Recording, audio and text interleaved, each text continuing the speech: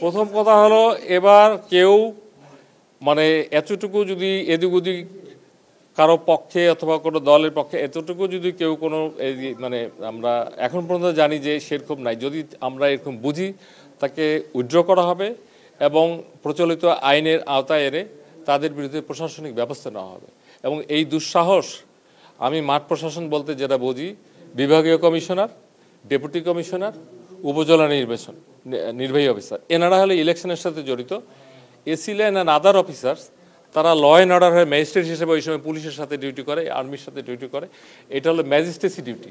অতএব কোনো জায়গায় এবার আমরা মনে হয় আমাদের প্রধান উপদেষ্টা যেটা বলেছেন, গতকালকেও শক্তভাবে ওনার প্রেস সেক্রেটারি আমি দেখলাম যে ব্রিফ করেছেন যে নির্বাচন নিয়ে কোনো সংশয় নেই এবং এখানে ল অ্যান্ড অর্ডার মেনটেন করতে কোনো দ্বিধাদ্বন্দ্ব নাই।